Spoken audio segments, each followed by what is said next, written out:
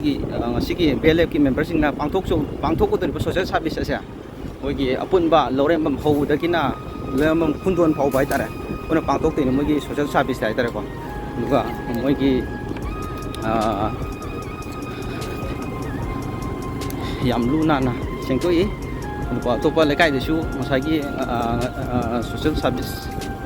lemo popom kai ai lapung sing sum ba phajana pangthokpagi ba mi su ai ui thengna jai ai tare adu ai sigi matang de yam kupna di khaljade adu khoi ki khoi lekai sigi head man on pubiri ba tema khoi siko adu ko sai ma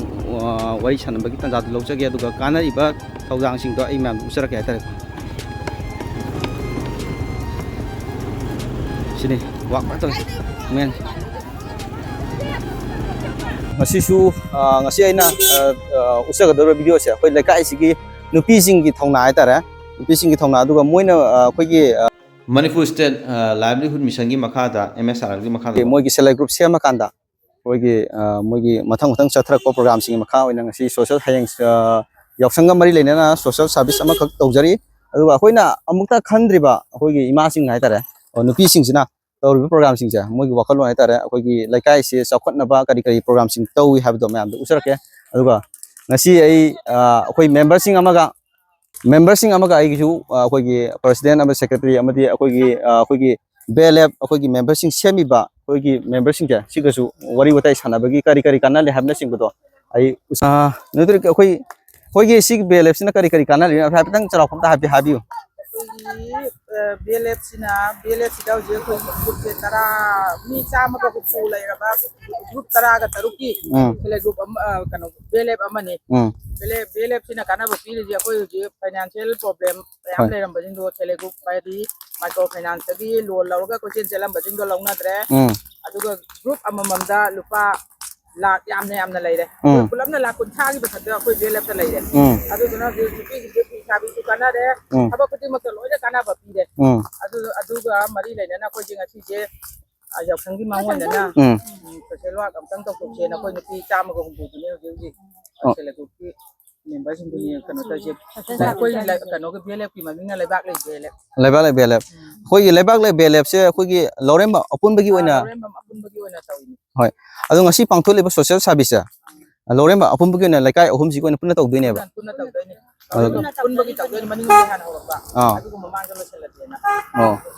aduga haujik akhoi gi BLF akhoi gi member sing sina akhoi gi BLF ki team sing sina makha ta ba kari program di kari sakot thanang di kano ayam dari kun gi awat pa kai da so ko gi BLF ko site di min pa yana ba na toilet lai taba di dustbin lai taba sigum mayam mo tar ke tawi ba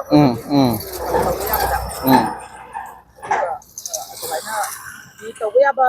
laju mission gi ko na tawi ba jindo adung ka taw na ba na ko plan loi tai lai makha thaba development mam taw gine haba development mayam taw na ba na plan di lai de hoi aduga khoi government dagi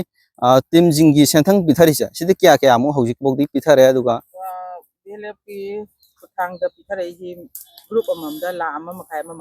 hoi pithare ko ji group loi suna ba pire hoi adagi mo beng dagi CIF beng kano dagi loan ona la amma makai ko yam pithare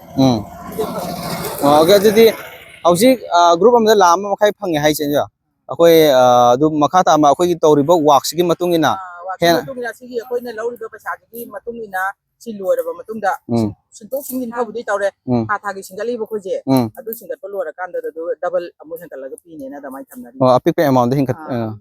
yam pik sendoi yam pik na aduga aina khanjabda akoi gi ai sum tajagre chalaga di habit nongsi yengjarure laimang popom da itare akoi bagi wena akoi laimang popom da market masa ma akoi tawbom wore nongmuni ni ga itare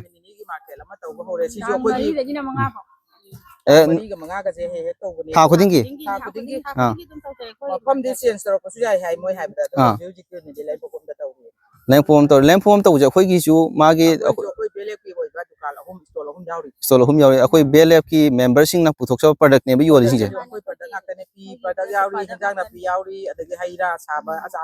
kan saba adum ba yawi koi lo yawi hoi adubo akoi gi haujiki akoi laikai sigi oina di BLF se akoi gi Manipur Rural Livelihood Mission gi makha da lai ba akoi gi haujik select group semi bicha ꯌꯥꯝ ꯃꯥꯏ ꯄꯥꯛꯅ ꯆꯠꯊꯔꯤ ꯍꯥꯏꯕꯒꯤ ꯑꯩ ꯃꯌꯥꯝꯗ ꯃꯦꯁꯦꯖꯇꯤ ꯄꯤꯅꯤꯡꯉꯤ ꯑꯗꯨꯒ ꯑꯩꯈꯣꯏ ꯃꯥꯕꯣꯏ ꯀꯩꯅꯁꯨ ꯃꯥꯏ ꯄꯥꯛꯑꯦꯅ ꯈꯟꯕꯤꯕ꯭ꯔꯥ ꯑꯗꯨ ꯀꯩ ꯍꯥꯏꯅ ꯃꯥꯏ ꯑꯗꯨ ꯁꯨꯒꯨꯝꯕ ꯄ꯭ꯔꯣꯒ꯭ꯔꯥꯝ ꯑꯃ ꯁꯨꯒꯨꯝꯕ ꯄ꯭ꯔꯣꯖꯦꯛ ꯑꯃ ꯁꯨꯒꯨꯝꯕ ꯀꯩꯅꯣꯃ ꯄ꯭ꯔꯣꯒ꯭ꯔꯥꯝ ꯑꯃ ꯑꯩꯈꯣꯏꯒꯤ ꯒꯣꯔꯃꯦꯟꯅ ꯄꯤꯔꯛꯄꯁꯦ ꯀꯔꯤ ꯀꯔꯤ ꯊꯃꯣꯏꯗ ꯀꯔꯤ ꯏꯁꯥꯗ ꯀꯔꯤ ꯐꯥꯎꯋꯦ ꯑꯗꯨ ꯃꯌꯥꯝꯗ ꯍꯥꯏꯐꯦꯠꯇꯪ ꯁꯦꯌꯔ ꯇꯧꯕꯤꯌꯨ ꯁꯤꯗꯤ ꯌꯥꯝꯅ ꯃꯁꯤꯗꯤ ꯂꯥꯏꯅ ꯄꯤꯕ ꯀꯩꯅꯣꯒꯨꯝꯕꯅꯤ ꯑꯩꯈꯣꯏꯅ ꯍꯧꯖꯤꯛ ꯉꯝꯗꯕ ꯄꯣꯠ ꯍꯥꯏꯗꯤ ꯑꯩꯈꯣꯏ ꯕꯦꯡꯛꯗꯒꯤ ꯂꯣꯟ ꯇꯥꯟꯅꯔꯦ ꯏꯟꯗꯤꯕꯤꯖꯨꯋꯦꯜ ꯂꯣꯟ ꯇꯥꯟꯅꯕꯗ ꯁꯤꯅꯥꯈꯪꯗꯒꯤ ꯁꯪꯒ ꯄꯪꯒ ꯆꯪꯉꯤ ꯍꯧꯖꯤꯛ ꯁꯤꯗꯤ ꯁꯪꯒꯁꯨ ꯂꯩ ꯁꯪꯒꯒꯤ ꯀꯔꯤꯝ ꯗꯔꯀꯥꯔ ꯑꯣꯏꯗ꯭ꯔꯦ ꯑꯩꯈꯣꯏꯒꯤ ꯄꯔꯐꯣꯔꯃꯦꯟꯁ ꯍꯥꯏꯇꯥꯔꯦ ꯑꯩꯈꯣꯏ ꯒ꯭ꯔꯨꯞꯀꯤ ꯄꯔꯐꯣꯔꯃꯦꯟꯁꯇꯨꯒꯤ ꯃꯇꯨꯡ ꯏꯟꯅ ꯑꯩꯒꯤ ꯀꯩꯅꯣꯗꯨꯗ ꯏꯔꯥꯏ ꯂꯥꯏꯅ ꯇꯧꯔꯝꯅꯤ ꯁꯤꯗꯤ ꯂꯥꯏꯅ ꯄꯤꯕꯅꯤ ꯈꯜꯂꯦ ꯌꯥꯝ ꯐꯔꯦ ꯁꯤꯗꯤ ꯏꯟꯗꯤꯕꯤꯖꯨꯋꯦꯜ ꯂꯣꯟ ꯂꯧꯔꯣꯅ ꯍꯧꯖꯤꯛ ꯑꯌꯥꯕ ꯄꯤꯔꯕꯅꯦ ꯑꯗꯣ ꯑꯩꯈꯣꯏꯅ ꯂꯧꯅꯗ꯭ꯔꯤꯕ ꯍꯧꯖꯤꯛꯇꯤ ꯍꯣꯏ ꯑꯗꯨꯗꯤ ꯋꯥꯛꯁꯦ ꯐꯖꯅ ꯇꯧꯕꯗꯨ ꯅꯁꯥ ꯅꯁꯥꯒꯤ ꯏꯟꯗꯤꯕꯤꯖꯨꯋꯦꯜ ꯑꯣꯏꯅ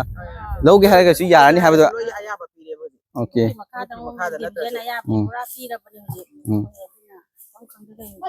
ꯅꯨꯡꯉꯥꯏꯔꯦ ꯍꯥꯏꯕ ꯑꯩꯈꯣꯏꯒꯤ ꯑꯩꯈꯣꯏꯒꯤ ꯉꯁꯤꯒꯤ ꯑꯩꯈꯣꯏꯒꯤ ꯂꯩꯕꯥꯛ ꯂꯩ ꯑꯩꯈꯣꯏ ꯂꯧꯔꯦꯝꯕꯝꯒꯤ ꯂꯩꯕꯥꯛꯂꯛꯀꯤ ꯑꯩꯈꯣꯏ BLF ꯇꯤꯝꯁꯤꯡꯁꯤꯗꯤ ꯑꯩꯈꯣꯏ ꯃꯐꯝꯁꯤꯗ ꯒꯣꯔꯃꯦꯟꯒꯤ ꯄ꯭ꯔꯣꯒ꯭ꯔꯥꯝꯁꯦ ꯌꯥꯝꯅ ꯀꯩꯅꯣꯅ ꯈꯨꯗꯣꯡꯆꯥꯕ ꯆꯞ ꯆꯥꯅ ꯐꯪꯉꯤ ꯍꯥꯏꯕꯗꯨꯅꯤ ꯃꯌꯥꯝ ꯎꯠꯆꯔꯤꯁꯦ ꯑꯗꯨꯒ ꯑꯩꯈꯣꯏꯒꯤ ꯏꯃꯥ ꯏꯕꯦꯜꯁꯤꯡꯅ ꯇꯧꯔꯤꯕ ꯄ꯭ꯔꯣꯒ꯭ꯔꯥꯝꯁꯦ ꯑꯩꯈꯣꯏꯒꯤ ꯇꯧꯔꯤꯕ ꯊꯧꯔꯝꯁꯤꯡꯁꯦ ꯌꯥꯝ ꯃꯥꯏ ꯄꯥꯛꯅ ꯃꯐꯝꯁꯤꯗꯗꯤ ꯄꯥꯡꯊꯣꯛꯏ ꯌꯥꯝ ꯁꯤꯁꯇꯦꯝ ꯅꯥꯏꯅ ꯑꯩꯈꯣꯏ ꯆꯥꯎꯈꯠ ꯊꯧꯔꯥꯡꯒꯤ ꯃꯇꯥꯡꯗ ꯍꯥꯏꯇꯥꯔꯦ ꯌꯥꯝꯅ ꯇꯧꯖꯔꯤ ꯍꯥꯏꯕꯁꯤꯅꯤ ꯃꯌꯥꯝ ꯁꯤꯅꯤ ꯑꯇꯣꯞꯄ ꯂꯩꯀꯥꯏꯁꯤꯡꯗꯁꯨ ꯁꯨꯃꯥꯏꯅ ꯇꯧꯗꯅ ꯈꯨꯡꯒꯪꯁꯤꯡꯗꯁꯨ ꯁꯨꯃꯥꯏꯅ ꯇꯧꯗꯅ ꯇꯧꯕꯤꯔꯒꯗꯤ ꯃꯅꯤꯄꯨꯔ ꯑꯐꯕ ꯂꯩꯀꯥꯏ ꯆꯥꯎꯈꯠꯄ ꯂꯩꯀꯥꯏ ꯑꯃ ꯄꯨꯟꯅ ꯑꯣꯏꯃꯤꯟꯅꯅꯤ ꯈꯜꯂꯤ ꯃꯊꯪꯒꯤ ꯚꯤꯗꯤꯑꯣꯗ ꯅꯦꯛꯁ ꯚꯤꯗꯤꯑꯣꯗ ꯄꯨꯟꯅ ꯊꯦꯡꯅꯁꯤ ꯊꯦꯡꯛ ꯌꯨ ꯁꯣ ꯃꯆ